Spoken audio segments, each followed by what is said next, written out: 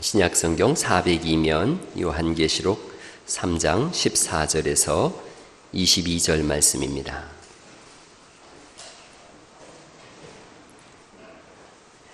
요한계시록 3장 14절로 22절 저하고 한 절씩 교독하시고 마지막 제절은 같이 읽겠습니다. 라우디게아 교회의 사자에게 편지하라. 아멘이시요 충성되고 참된 증인이시요 하나님의 창조의 근본이신 이가 이르시되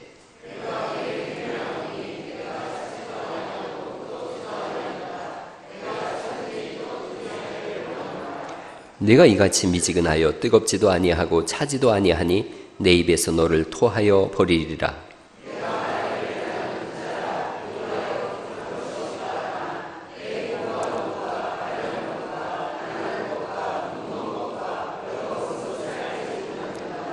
내가 너를 권하노니 내게서 불로 연단한 금을 사서 부요하게 하고 흰옷을 사서 입어 벌거벗은 수치를 보이지 않게 하고 안약을 사서 눈에 발라보게 하라.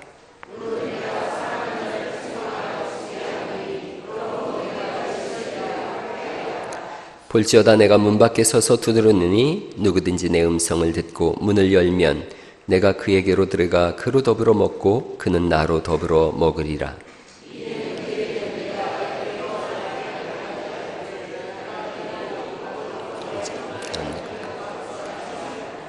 귀 있는 자는 성령이 교회들에게 하시는 말씀을 들을지어다. 아멘, 아멘. 마틴 푸크너라고 하는 사람이 쓴 글이 만든 세계라고 하는 아주 좋은 책이 있어요. 재밌게 읽었는데 1968년 아폴로 8호기가 처음으로 달 궤도에 진입합니다. 그래서 저게 달에서 찍은 사진이에요. 저기 떠오르는 지구 뭐 이렇게 표현되어졌는데 달을 따라서 이렇게 15시간을 돌고 그리고 지구로 귀환하는 겁니다.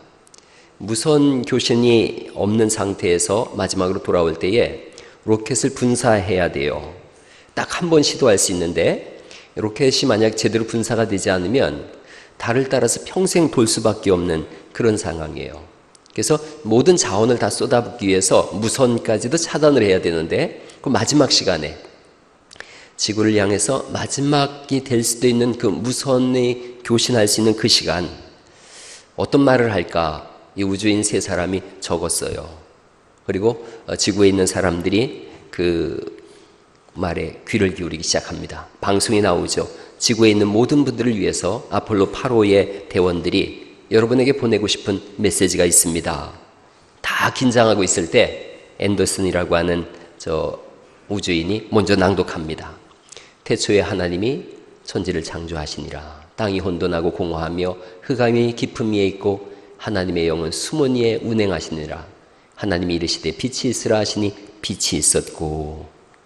이렇게 6절까지 쭉 읽었어요. 세 사람이 나눠가서 지구에서 5억 명이나 되는 청자들이 마법에 걸린 듯이 이걸 들었어요. 역사상 최고의 생방송이었습니다. 여러분, 러시아의 우주인 가가린은 우주에 가서 아무것도 없다 그랬어요. 거긴 하나님도 없더라 그랬어요. 그런데 이 사람들은 이 우주에서 성경의 하나님을 선포했어요. 가장 중요한 시간, 우주에 이렇게 들어가면 뜨거워서 죽는답니다. 온몸이 다 끓어서 죽는다고 하는데 가장 뜨거운 그 시간에 그 장소에서 하나님의 영광을 선포해요. 사람이 무엇을 읽으며 무엇을 생각하는가, 그게 삶의 길을 완전히 바꿔놓는 거예요. 이 책에 그런 내용도 나와요. 마케도니아의 알렉산더라고 하죠. 원래 정확한 말은 알렉산드로스인데 알렉산드로스가 그리스의 모든 국가를 통일합니다. 그리고 그리스, 이집트 사이에 있는 모든 나라들을 다 정복해요. 페르시아까지 정복합니다. 저게 알렉산드리아가 정복한 거예요. 알렉산드로스가. 이 사람이 머릿속에는 항상 세 가지 물건을 뒀다 그래요. 13년도 안 되는 짧은 시간에 이 일을 했는데 세 가지의 물건을 꼭 뒀다 그래요. 첫째는 조그마한 단검이에요. 그래서 자기 아버지가 암살을 당했기 때문에 이 칼을 꼭 베개 속에 넣어놨다 그래요. 두 번째는 페르시아의 다리우스 왕한테서 뺏은 작은 상자가 있었어요. 그걸 놓고 있었다 그래요. 세 번째가 가장 중요해요. 세 번째 이 사람이 가지고 있었던 것이 호메로스의 일리아스예요. 저 일리아스라고 하는 저 책을 꼭 읽었다 그래요. 저걸 꼭 뒀대요. 저 책의 내용에는 아킬레우스라고 하는 사람이 트로이 목마의 전쟁의 사건이 나오거든요. 그래서 이 사람은 그 책을 읽고 자기가 아킬레우스처럼 살고 싶은 거예요. 트로이까지 갔어요. 뭘 읽으며 뭘 꿈꾸느냐, 이것이 사람을 움직입니다. 아무것도 읽지 않고 아무것도 꿈꾸지 않으면 아무 일도 일어나지 않더라는 거죠. 오늘 우리가 읽은 이 본문은 라우디게아 교회에 대한 말씀이에요. 에서버두 사빌라. 다시 한번 해보시겠어요? 시작. 에서버두 사빌라. 네, 7교회 중에 마지막 교회예요. 라우디게아 교회. 반모섬에서부터 사도 바울이 이 요한계시록을 써서 돌리기 시작했죠. 에베소, 서머나, 버가모, 두아디라, 사데, 빌라델피아, 그리고 마지막 라우디게아까지 편지들이 전달되어져서 읽기 시작한 거예요. 라우디게아 교회, 아주 부유한 도시였다 그래요. 이거 소리 조금 줄여요. 너무 울리는데. 아주 부유한 도시였대요. 양모를 염색해서 고급 옷감을 만들고, 여기는 안약으로도 유명했다 그래요. 그래서 안약을 만들어서 부유해지고, 금융업이 흥왕해서 돈도 많이 벌었다 그래요.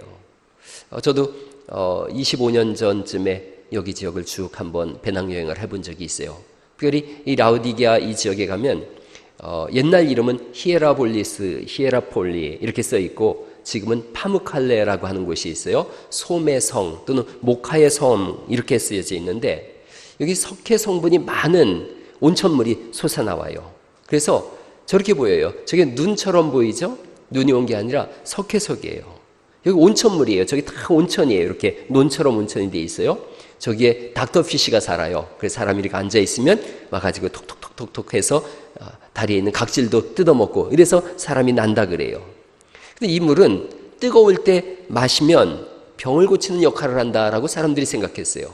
그래서 몸이 아픈 사람은 이 물을 마셔요. 근데 이 파무칼레에서부터 물이 흘러가다가 라우디게아 지역쯤 가면 미지근한 물이 되어져요. 미지근한 물에 석회석까지 타여져 있어요. 먹을 수가 없는 물인 거예요. 그래서 한쪽에 있는 물은 미지근하면 먹을 수가 없어요. 동쪽에는 차가운 물이 있어요. 이 차가운 물은 여행객들을 위해서 좋아요. 근데 여행객들이 이 물을 떠가지고 라우디게아쯤 와보면은 미지근해서 역시 먹기가 불편한 그런 물이 되어져요. 오늘 우리가 읽은 성경이 예수님께서 이렇게 말씀하세요. 15절 말씀 한번 다시 한번 읽어보실까요? 15절 시작. 내가 네 행위를 아노니 내가 차지도 아니하고 뜨겁지도 아니하도다. 네가 차든지 뜨겁든지 하기를 원하노라. 이 교회의 문제는 너무 뜨겁지도 않고 너무 차갑지도 않은, 그래서 병을 고칠 수 있도록 먹는 물도 되지 못하고 여행객들을 위한 시원한 갈증을 해결하는 그런 물도 되지가 못하더라는 거죠. 여기만 오면 미지근한 거예요. 그래서 뱉어버릴 수밖에 없는 물. 예수님은 여기를 비해서 라우디게아 교회의 신앙을 지적하고 있어요. 미지근한 신앙인 거예요. 평안하거든요. 적당히 누릴 수 있고 부유한 지역이에요. 지진이 일어났을 때 로마에서 지원해 주겠다 그래도 우리 돈 많아서 지원 필요 없다. 그 정도의 지역이었어요. 그런데 이 지역의 문제가 미지근한 거예요. 그래서 이 라우디게아 교회를 마지막 때 교회의 모습이다 이렇게 지적하는 사람들이 많아요. 마지막 때 교회의 모습, 미지근한 교회, 도전과 열정이 사라진 교회, 그래서 주님이 토해내버리고 싶은 교회. 물질 문명으로 인해서 평화롭고 부유하고 넉넉해졌어요. 그러자 야성을 잃어버린 거예요. 하나님을 향한 뜨거운 열정을 잃어버린 거예요. 생명을 거는 사명을 잃어버린 거예요. 그게 라우디게아 교회예요. 우리가 가난할 때는 주를 향한 헌신과 충성이 있었어요. 배고픈 시절에는 하나님 아니면 아무것도 없습니다라고 외치는 시절이 있었는데, 배가 불러졌어요. 등이 따뜻해졌어요. 그러자 어느 순간 세상이 더 좋더라는 거예요. 하나님을 떠나는 사람들이 생겨나기 시작하더라는 거죠. 여러분, 목사는 오래전에 그런 생각했어요. 토요일 날 쉬면 좋겠다. 토요일 날 우리 성도들이 푹 쉬고 주일날 와서 예배하면 좋겠다. 그런 생각을 했어요. 일부에서는 다르게 생각하더라고요. 아마 토요일하고 주일까지 쉬면 사람들이 금요일 밤에 여행 가서 월요일 날 새벽에 올 거라고. 넉넉해지니까 사람들이 외국으로 토요일 주일을 맞이해서 골프를 치러 가고 여행을 가기 시작했어요. 예배 자리를 떠나가기 시작하는 거예요. 넉넉해지면 더 잘 믿을 것 같았는데, 풍요로워지면 더 하나님께 열심을 낼 것 같았는데, 그렇지 못하고 미지근해지더라는 거죠. 나우루 공화국이 있어요. 나우루 공화국. 나우루 공화국의 비극이라고 렉폴리에라고 하는 사람이 썼는데, 저게 나우루 공화국이에요. 세계에서 세 번째로 작은 나라입니다. 인구가 9천만 명이에요. 울릉도의 3분의 1 크기예요. 근데 여기 성에는, 이 섬에는 수천 년 동안 새들이 날아다니면서 똥을 쌌어요. 그래서 새똥으로 이루어진 섬이에요. 근데 여기 있는 산호초하고 이게 섞여가지고 비료 원료인 인광석이 여기서 추출되기 시작했어요. 사람들이 저걸 팔기 시작했는데 세계에서 유수한 비료 회사들이 이걸 사들였어요. 그러자 이 사람들이 부유해지기 시작했어요. 얼마나 부자 나라가 됐는지 몰라요. 1970년에서 80년 사이에 미국의 1인당 국민소득이 10,000불인데 여기는 20,000불이에요. 우리나라는 대략 1,000불 정도 됐어요. 우리나라의 20배가 잘 살았어요. 80년대에. 그러자 이 나라가 정책을 바꿨어요. 세금을 내지 마라. 무상으로 전부 교육을 해줬어요. 병원비도 다 무료였어요. 매년 생활비로 1인당 1억 원씩 지원을 했어요. 할렐루야. 여러분, 휴지처럼 돈을 썼다 그래요. 실제로 이 나라에서 일어난 일들이, 차를 타고 가다가 기름이 떨어지잖아요. 차를 새로 샀어요. 펑크가 나면 BMW나 벤츠를 새로 샀어요.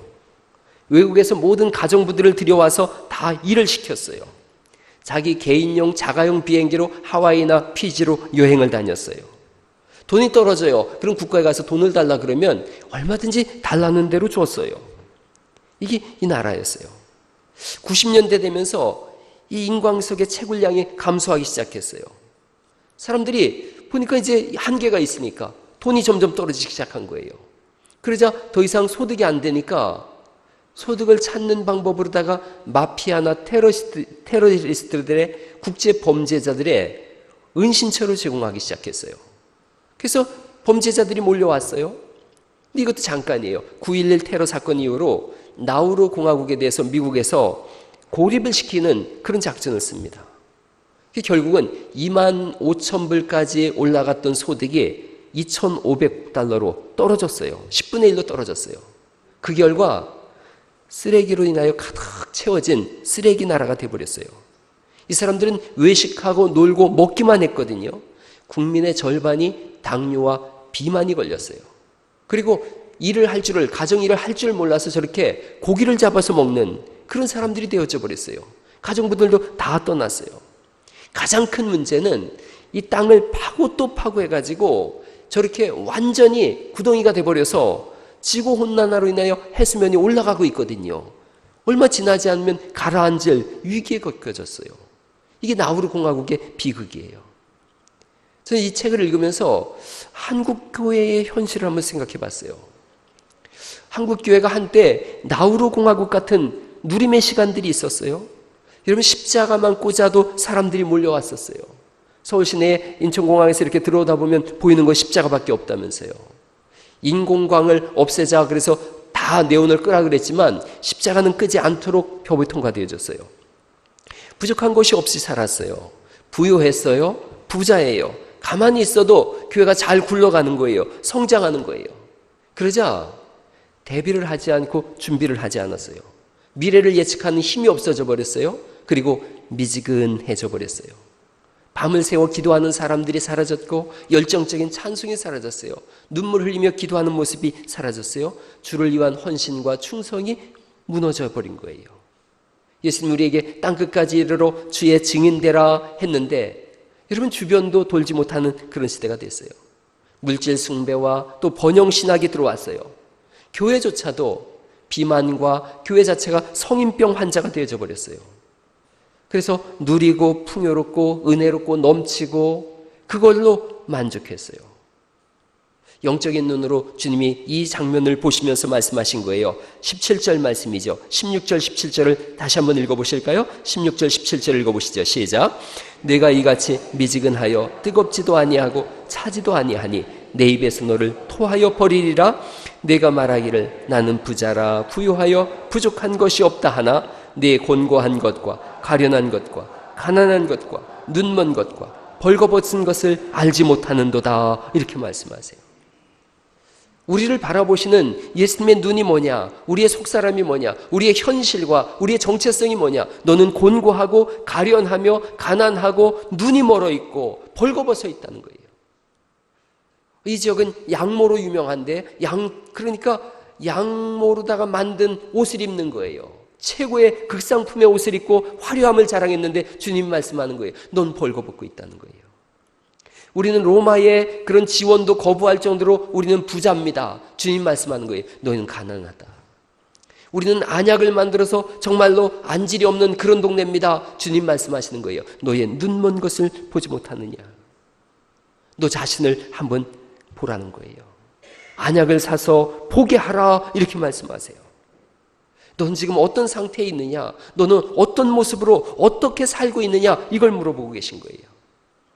라오디게아 교회, 미지근한 상태, 미지근한 신앙, 한국교회의 모습. 나는 목사입니다. 나는 장로입니다. 나는 안수집사입니다. 나는 권사입니다. 나는 서리집사입니다. 어제 저한테 어떤 집사님이 그러던데 그래도 제일 무서운 건 서리집사입니다. 서리가 내리도록 서리집사입니다. 그래서 맞다 그랬어요. 어떤 분은 자기의 이름을 명패를 그렇게 새기는 거예요. 저는 모태신앙입니다. 나는 매주일 교회에 옵니다. 나는 11주도 하고 헌금도 하는 걸요. 나는 교회에서 작은 헌신들도 합니다. 주님이 말씀하시는 거예요. 안다. 그런데 너의 신앙의 온도는 몇 도냐? 너는 끓고 있느냐? 미지근하냐? 이걸 물어보고 계신 거예요. 여러분, 오늘 우리가 우리 자신에게 이걸 물어봐야 돼요. 갈릴리 교회를 봅니다. 사실 요즘 은혜의 시간을 우리가 보내고 있어요. 찬송과 기도 소리가 충만하지요. 말씀을 따라 살고자 하는 열정을 가진 분들이 일어나기 시작했고 그렇게 살자고 하는 모임을 갖고자 해요. 기도할 때마다 하나님 우리를 치료하시고 새롭게 하시는 그런 현장을 우리가 보고 있어요. 토요일마다 각 선교회별로 복음을 증거하고 있고 실제로 구원의 역사가 일어나고 있어요. 성도들이 열정으로 가득 차 있어요. 우리는 끓고 있어요. 근데 중요한 건 이거예요. 다 끓어도 내가 미지근하면 미지근한 거예요. 다 끓고 있는 그 속에 내가 들어있다고 할지라도 나조차 끓고 있다 착각하면 안 되는 거예요. 다른 사람이 끓고 있는데 함께 더불어 나도 끓고 있지 아니에요. 자신을 보라는 거예요. 이렇게 풍요로울 때 이때가 중요한 거예요. 나우루 공화국의 비극이 되지 않으려면 라오디게아 교회처럼 되지 않으려면 끓고 있을 때 결단하고 결심하는 거예요. 한번 따라해 보세요. 결코 온도를 내리지 않겠습니다. 그래요. 신앙의 온도를 더 자꾸 올려가는 거예요.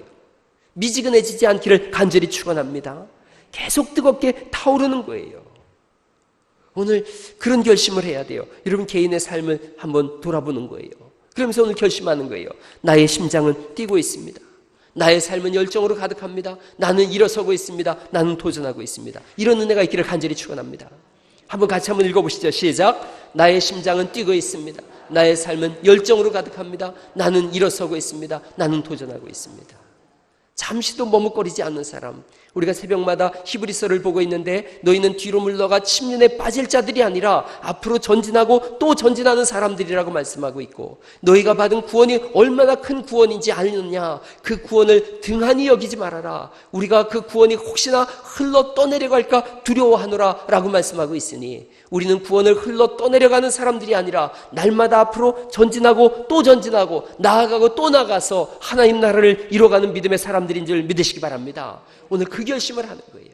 오늘 그 결단을 하는 거예요. 하나님 앞에서 내가 다시 한번 나의 삶을 세워보겠습니다. 다시 한번 날아오르겠습니다. 다시 한번 하나님의 역사를 써나가겠습니다. 그런 결심이 있는 우리 갈릴리 교회 될 수 있기를 간절히 축원합니다. 여러분 그 찬송 같이 한번 불러보시면 좋겠어요. 주 품에 품으소서라는 찬송이에요. 주 품에 품으소서 능력의 팔로 덮으소서. 그 다음 이런 고백이에요. 거친 파도 날 향해 와도 주와 함께 날아오르리. 이 찬송 부르시면서 그런 결심하시기 바랍니다. 같이 한번 고백해 보시죠. 주 품에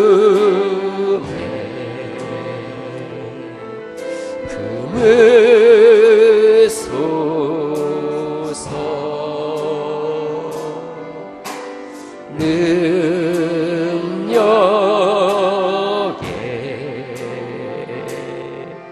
발로 덮으소서.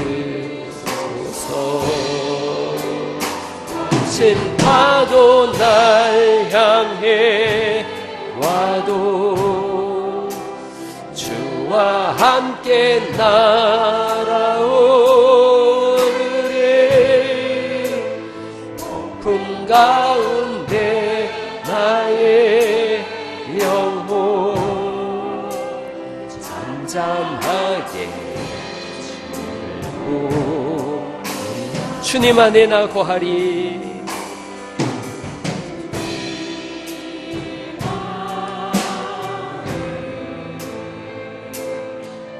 나 거하리.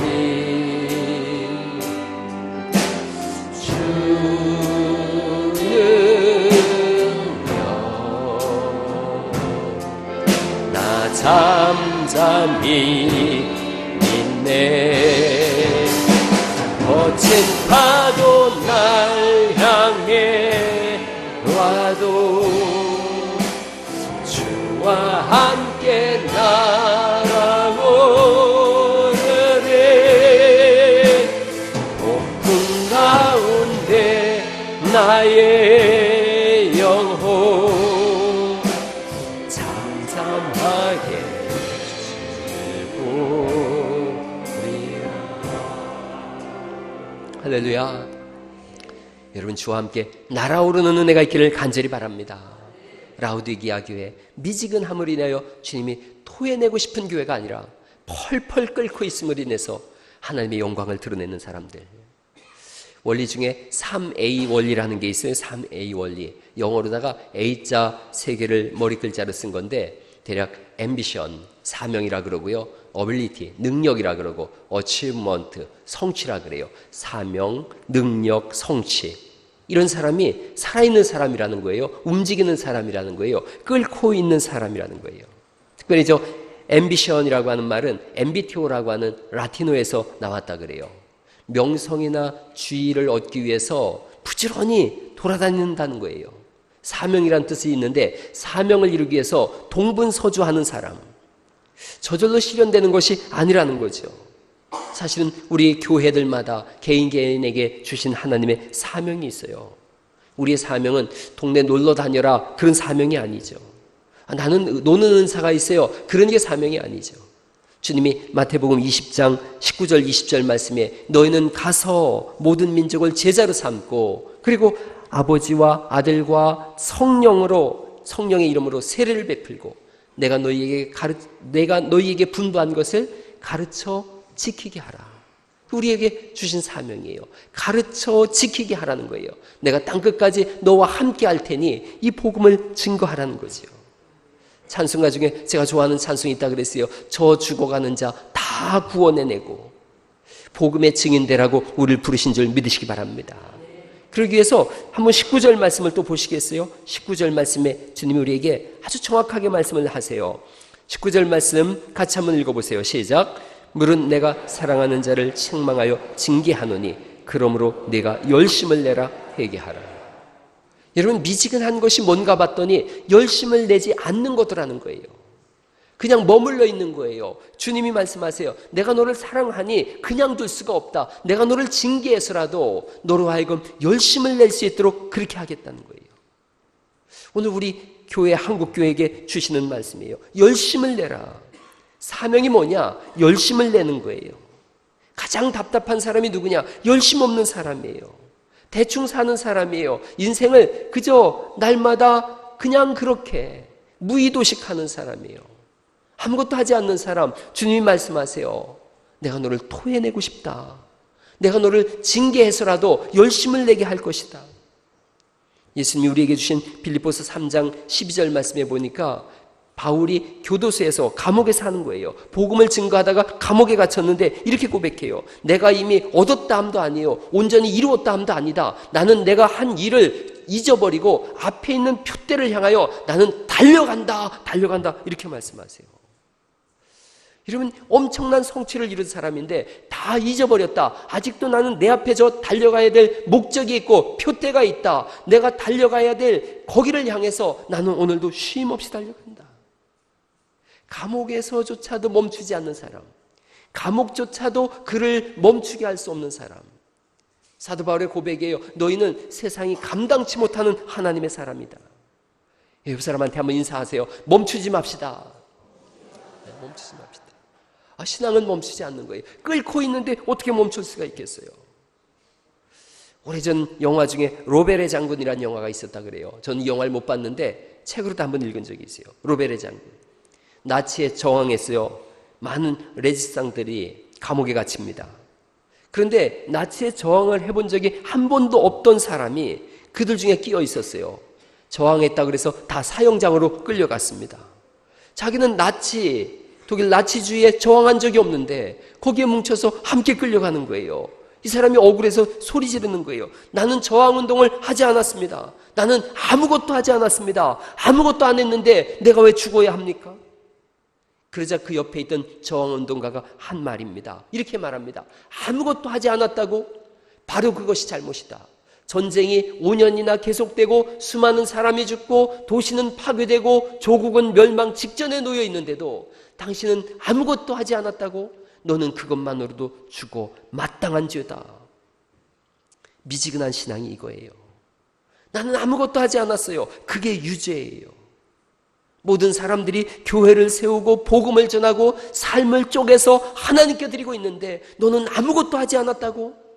그것이 유죄라는 거예요. 여러분, 교회 안에서 때로는 마음이 상할 때가 있어요. 교회에서 일을 하다 보면 마음이 상하고 부딪혀요. 힘들어요. 그럼 사람들이 손을 놔요. 난 아무것도 안 하고 그냥 예배만 할 거예요. 이런 얘기하고 똑같아요. 가정에서 뭔가 복잡한 일이 생겼어요. 그러자 얘기하는 거예요. 나는 아무것도 안 할 거예요. 가족들과 섞이지도 않을 거고 나만의 시간을 가질 거예요. 그리고 방에 들어가서 안 나오는 거예요. 말이 안 되는 거죠. 오늘 하루 내에 우리나라에만 해도 하루에 800명의 사람이 죽어가고 있어요. 아무것도 안 하고 있다면 이게 책임을 누가 지란 말이에요. 저 죽어가는 사람들을 위해서 복음을 전하지 않는 거예요. 오늘날 이렇게 많은 그리스도인들이. 그러면서 하나님 앞에 얘기해요. 나는 아무것도 안 했어요. 그저 열심히 나의 삶만 살았을 뿐이에요. 주님 말씀하세요. 그게 죄다. 사명은 동분서주하는 거예요. 과거에 독립군들은 독립을 맞이하기 위해서 만주벌판을 헤매면서 굶어 죽고 맞아 죽고 얼어 죽었어요. 그들의 희생으로 우리는 대한민국 국민으로 살아가고 있어요. 근데 아무것도 안 한다고요. 과거 우리 믿음의 선배들은 복음을 증거하기 위해서 사자밥이 되기도 하고 불에 타 죽기도 하고 목베임을 당했기도 했어요. 그들의 희생으로 복음이 우리에게 전해졌고 영원한 하나님 나라 백성이 됐어요. 그런데 아무것도 안 하겠다고요. 주님 말씀하시는 거예요. 내가 너를 토할 것이다. 아니면 내가 너를 징계해서라도 열심을 내는 사람으로 만들 것이다. 여러분, 다시 한번 열심을 내는 은혜가 있기를 간절히 바랍니다. 성도의 삶은 매일의 삶이 치열한 삶이에요. 목사는 여러분의 삶과 다른 것이 여러분이 목사보다 훨씬 힘들게 살고 있다는 걸 목사가 알고 있어요. 여러분의 삶의 현장에서 얼마나 치열하게 사는지 몰라요. 목사보다 어떤 사람은 10배도 힘들게 더 사는 사람들도 있어요. 여러분의 삶을 응원합니다. 여러분의 삶을 격려하고 박수합니다. 그러나 여러분, 그 치열한 삶의 현장 속에서 믿음을 지킬 수 있기를 간절히 축원합니다. 주를 위한 열심을 내십시오. 오래전에 제가 그런 설교했어요. 무리하자, 이런 설교했어요. 무리하자. 막 무리하자 그랬어요. 주를 위해서 무리해보자. 여러분, 세상을 위해서는 많은 사람들이 정말 무리하면서 살아요. 새벽같이 일어나서 무리하면서 살고 있고 밤 늦도록 무리하면서 살고 있어요. 그리고 교회 와서는 자, 내가 세상에서 무리했으니 교회 와서는 쉬어야 되겠다. 그리고 쉬어요. 주님 말씀하시는 거예요. 본업이 뭐냐? 본업이. 너의 본업은 신앙이다. 너의 본업은 교회다. 너의 본업이 하나님 나라라고 말씀하시는 줄 믿으시기 바랍니다. 그래서 교회에서도 무리하십시다. 우리가 토요일 날 전도를 하고 있어요. 전도하고 있어요. 여러분, 이제는 전교인 전도에서 각 선교회 전도로다가 나아가기로 했어요. 어제 삼남 선교회 전도가 시작됐는데 보니까 3명 나왔더라고요. 그래서 삼남 선교회래요. 3명이 나와서 전도했다 그래서 삼남 선교회 전도라고 그러더라고요. 제가 그런 마음이 들었어요. 나온 분들한테 너무 고마웠어요. 안 나온 분들을 책망하려고 하는 얘기가 아니에요. 얼마나 고단할까 그런 생각을 했어요. 그런데 한 번만 더 무리하는 은혜가 있기를 간절히 바랍니다. 우리가 주를 위해서 한 번씩 더 무리하게 해요. 더 무리하게 해요. 여러분, 주님이 무리하라고 말씀하세요. 뜨거워지라고 말씀하세요. 그리고 21절 말씀이지요. 이기라고 말씀하는 거예요. 이기라. 21절 말씀 같이 한번 읽어보실까요? 시작. 이기는 그에게는 내가 내 보좌에 함께 앉게 하여 주기를 내가 이기고 아버지 보좌에 함께 앉은 것과 같이 하리라. 주님이 이기셨어요. 예수님께서는 사망 권세까지 이기신 걸요. 모든 것을 다 이기신 예수님, 하나님 보좌 우편에 앉으신 예수님, 우리 보고 이기라고 말씀하세요. 이겨서 나와 함께 같이 앉자, 이걸 말씀하세요. 이겨라, 이겨라. 여러분, 거기 20절 말씀 이렇게 이긴 자들에게 하는 말씀이에요. 20절 또 읽어보죠. 시작. 볼지어다 내가 문 밖에 서서 두드리노니 누구든지 내 음성을 듣고 문을 열면 내가 그에게로 들어가 그와 더불어 먹고 그는 나와 더불어 먹으리라. 주님의 가족이 된다는 뜻이에요. 하나님 나라의 가족으로 하나님 나라에 앉아서 왕의 통치로 왕권을 가지고 통치하는 것, 이게 본문의 모습이에요. 열심을 내라, 뜨거워라, 이겨라, 그리하여 나와 함께 영원한 통치자의 자리에 앉자, 이걸 말씀하고 있는 거예요. 여러분, 앰비션이 있는가 하면 어빌리티가 있어요. 어빌리티, 능력이에요. 힘을 기르는 거예요. 지력과 실력과 영역을 길러가는 거예요. 아주 단순한 이치 중에 하나가, 힘은 기르면 생기고 안 기르면 안 생겨요. 이게 되게 중요해요. 자꾸 힘을 길러나가는 거예요. 교회의 힘. 제가 제대를 했어요. 결혼하고 이제 30살 됐는데, 저는 30살 때도 57kg였어요. 57kg밖에 안 나갔는데 자꾸 우리 장인어른 따라서 이렇게 쌀가마를 들고 내리고 했거든요. 그랬더니 40kg를 이렇게 계속 드는 거예요. 그때 우리 처남이 120kg였거든요. 120kg고 나보다 나이도 한 10살 어린가 그랬어요. 근데 나는 40kg를 이렇게 들어서 이렇게 옮기고 하는데, 이 친구는 옮기다 중간에 가서 쉬고 그러더니 120kg짜리가, 물론 지 몸이 120kg니까 그거까지 들려니까 힘든 건 내가 알고는 있지만 57kg도 40kg를 들고 왔다 갔다 하는데 힘들어 하더라고요. 그러더니 이 친구가 군대를 갔다 오더니 80kg를 들고 다니더라고요. 40kg짜리를 이렇게 양쪽으로 이렇게 들고 가더라고요. 그때 알았어요. 힘은 쓰면 생기는 거고 안 쓰면 줄어드는 줄 믿으시기 바랍니다. 교회 안에서의 우리의 성령의 충만함도 그런 거예요. 자꾸 써보는 거예요. 이게 기본인 거죠. 가장 기본적인 말이에요. 성경에 가장 불쌍한 사람이 한 달란트 묻어둔 사람. 그냥 묻어두고 아무것도 안 한 거예요. 미지근한 사람인 거예요. 한 번 딱 사는 인생인데 왜 그렇게 살았나 모르겠어요. 한 번 사는 인생인데 왜 그걸 묻어놨지? 너무 생각해봐도 기가 막혀요. 여러분, 다윗과 골리앗의 전투에서 다윗이 돌멩이 하나 던져가지고 골리앗을 죽였다, 여기만 나와 있지 않아요. 다윗은 양치기를 하면서 홀로 있을 때에 찬송시도 쓰고 찬양도 드리고 무술 연습도 하고 돌 던지기도 하고, 그래서 사자가 오면 사자 입을 찢기도 하고 곰이 오면 곰을 달려가가지고 그 입에서 양을 꺼내오기도 하고 그랬어요. 평소에 실력이 준비되어 있으니까 골리앗이 왔을 때 우스워 보인 거예요. 이게 능력이에요. 하나님 앞에서의 늘 준비된 사람. 사도 바울이 그런 고백해요. 나의 달려갈 길과 주 예수께서 내게 주신 사명, 곧 그것을 이루려 하면은 나의 생명을 조금 더 귀한 것으로 여기지 아니하노라. 그러고 달려가는 거예요. 그리고 성취를 갖게 되는 거예요. 어치브먼트, 성취예요. 성취. 주님이 성취한 자에게 주시는 복, 나와 함께 하늘에 앉을 것이다. 주님 보좌에 함께 앉아서 왕노릇하게 할 것이다. 이 복을 외면하지 않기를 간절히 바랍니다. 여러분, 이런 가문을 만들어 가시기 바랍니다. 매일의 삶이 모험이 되게 하시기 바랍니다. 가슴 뛰는 아침을 맞이하시고, 어떤 질병이 찾아왔어요. 사명이 있는 자는 결코 죽지 않는다. 너는 나를 무너뜨릴 수 없다. 마지막 줄을 같이 한번 읽어보시죠. 시작. 나는 주님 손잡고 날마다 일어난다. 그런 은혜가 있기를 간절히 바랍니다. 그게 우리의 삶이에요. 예수님의 별명이 하나님의 어린 양이에요. 어린 양. 어린 양이라 그랬더니 애처롭고 연약하고 불쌍하고 그런 의미가 아니에요. 가장 위대한 지도자를 이스라엘 사람들은 일컬을 때에 어린 양이라 그랬어요. 어린 양, 젊은 양인 거예요. 최고의 지도자에게 붙여주는 가장 명예로운 이름, 그게 젊은 양이에요. 죽음 앞에서도 비명 한마디 지르지 않고 담대하게 받아들이면서 그 길을 걸어가는 지도자, 그게 어린 양이에요. 오늘 그 예수님의 모습처럼 어린 양처럼 일어나서 도전하는 그런 은혜가 있기를 간절히 바랍니다. 움직이는 사람들. 저는 목사인데 그런 마음이 들었어요. 자꾸 나도 뭔가 움직이고 뭔가를 이뤄내야 되겠다. 작년에 아무도 원하는 사람이 없어도 제가 작년에 바리스타 자격증을 땄어요. 바리스타를 따서 아침마다 아내한테 커피를 내려줘야 되겠다. 우리 아내는 맥심을 좋아해요. 아침마다 바리스타가 타주는 맥심을 먹으면서 그래도 바리스타가 타주는 맥심이 훨씬 맛있어 이러고 있어요. 왜냐면 제가 사진을 배우고 있어요. 사진을. 그래서 이번 소풍 갔을 때 제가 가져가서 잘 찍었죠? 그러죠. 잘 찍었죠.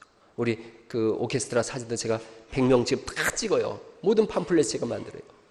내년도에 제 꿈은 제빵사예요. 제빵사. 그래서 여러분한테 빵을 고줘야 되겠다 이 생각을 했어요. 뭔가 자꾸 한번 해봐야 되겠다. 한 번 사는데. 여러분 혹시 책상에 넣어놨던 과거에 읽던 책들이 있었다면 다시 꺼내보시기 바랍니다. 혹시 영어를 공부하다가 멈췄다면 다시 한번 ABCD라도 써보시기 바랍니다. 일본어라도 공부해보시고 옛날에 시를 쓰고 싶은 마음이 있었다면 다시 한번 시라도 써보세요. 밤늦게 성경도 읽어가시고 잠 안 오는 날 교회 와서 혼자 대청소도 해보시고 움직이는 역사가 있기를 간절히 바랍니다.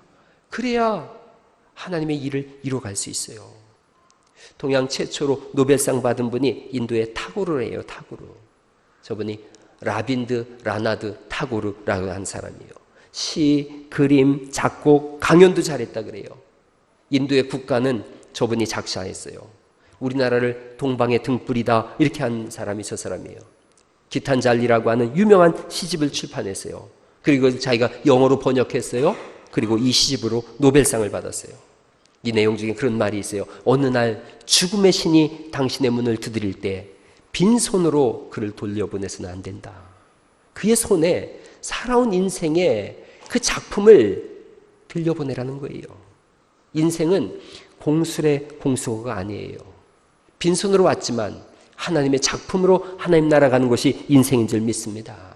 이 타고르가 쓴 동방의 등불이라고 하는 그 시를 마지막으로 제가 읽어드리면서 뜨거운 신앙으로 함께 나가기를 소망합니다. 이렇게 돼 있어요. 일찍이 아시아의 황금 시기에 빛나던 등불의 하나인 코리아, 그 등불 한번 다시 켜지는 날에 너는 동방의 찬란한 빛이 되리라.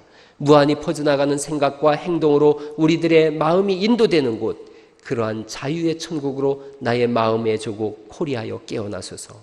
저는 오늘 이 시를 읽어드리면서 이렇게 말씀드리고 싶어요. 여러분이 깨어난다면 다시 한번 교회의 찬란한 빛이 될 것입니다. 오늘 깨어나서 뜨겁게 일어나는 그런 역사를 누리시고 그 뜨거움 속에 우리를 치료하시고 새롭게 하시는 하나님의 은혜가 여러분 삶 속에 넘치시기를 예수님 이름으로 축원합니다. 우리 같이 찬송하시죠.